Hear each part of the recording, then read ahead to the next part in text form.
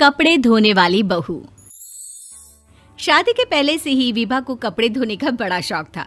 कभी नल के नीचे तो कभी तालाब के पास। अरे मेरी नीली वाली लुंगी नहीं दिख रही है। विभा की अम्मा, कहाँ रखी है लुंगी? अरे वो तो विभा ने परसों ही धोकर रखी थी आपकी अलमारी में, देखो वहीं होगी।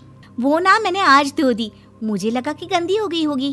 अरे कैसे गंदी हो गई थी? उसे तो मैंने पहना भी नहीं। हे भगवान, इस लड़की के कपड़े धोने की आदत से परेशान हो गया हूँ मैं। जितना तो घर में राशन नहीं आता, उससे कहीं ज्यादा डिटर्जेंट पाउडर का खर्चा है। इसकी शादी करवा दो, शादी जाए अपने घर में ही करे काम, फिर चाहे घर के कपड़े धोने हो या पूरे गांव के। हाँ ठीक बोल रही हूँ, देखता हूँ मैं कोई लड़का। वो दिन भी आ जाता है जब विभा को देखने लड़के वाले आ जाते हैं। लड़की मुझे अच्छी लगी। होने वाली सास कहती है, बेटी अगर कुछ पूछना है तो पूछ लो। वैसे तो हमारी लड़की बहुत ही शर्मीली है, जो बोल दो वो मान लेती है, इसे क्या पूछना होगा। अरे कैसी बात कर रही हो माँ, मुझे इन लोगों के घर रहना है, सवाल तो कई है। हाँ हाँ बेटा, पूछ लो ना, क्या पूछना है। आप लोगों के घर कपड़े कौन धोता है? सास का मुंह बन जाता है। देखो, अगर तुम ये कहना चाहती हो कि तुम्हें कपड़े धोने नहीं आते तो सुन लो, कपड़े मैं ही धोती हूँ, लेकिन तुम्हारे आ जाने के बाद मैं रुमाल तक नहीं धोऊंगी। अरे चुप रहना भाग्यवान, बहू बेचारी घर आई नहीं, उसे डराना शुरू कर दिया। वो क्या है ना बिटिया, अभी तक तो ये कल्लू की माँ ही धोती थी, लेकिन अब तुम्हारे पापा तो दहेज में वॉशिंग मशीन देंगे ही। तभी विभा की माँ बोल पड़ती है, सवाल भी पूछा तो क्या। वैसे भाई साहब, मशीन की तो फिर भी कपड़े धोने की कैपेसिटी होती है। मतलब जो बिटिया दे रहे हैं ना विभा, इसे कपड़े धोने का बहुत शौक है। ये आप लोगों के क्या, आस पड़ोस गांव मोहल्ले सबके कपड़े धो दे और उफ तक ना करे। बाहर देखा नहीं आपने कितने कपड़े सूख रहे हैं? सब हमारी बिटिया ने ही तो धोए हैं। बस भी करो ना माँ, शर्म आ रही इतनी तारीफ सुनकर। और तो और एक दाग निकाल कर दिखाओ तो मान जाओ। हाँ अच्छा, माफ करना बेटा, मैंने गलत समझा।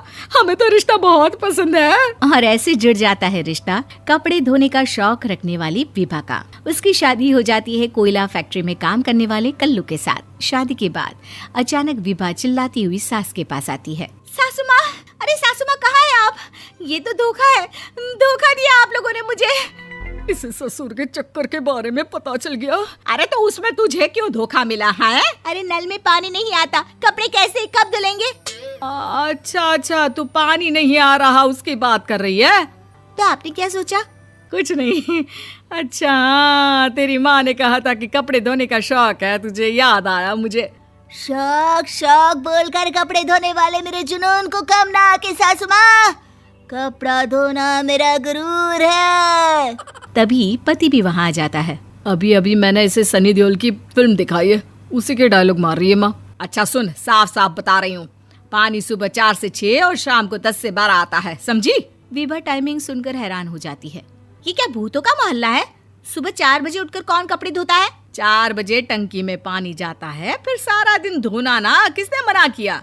अरे कैसी बात कर रही हैं? 200 लीटर की टंकी में कितने कपड़े धो लूंगी मैं? सुबह ही उठ जाऊंगी मैं। अब क्या था, विभा सुबह 4 से लेकर रात के 12 बजे तक कपड़े ही धोती रहती। एक रोज सास पड़ोस से निकलकर कहीं जा रही होती है कि साथ वाली कहती है, हाँ कल्लू की माँ, जरा ये बताओ कि 2 साड़ी है, 2 ब्लाउज और एक पेटीकोट और एक नाड़े वाला लंबा कच्छा। हाँ तो? अरे तो क्या, कितना लोगी धुलाई ये बताओ। धोबन दिख रहे हैं हम क्या? हमारे पति सरकारी नौकरी से अभी रिटायर हुए हैं और बेटा सुपरवाइजर है कोयला फैक्ट्री में। धोबन समझ रखा है हमें?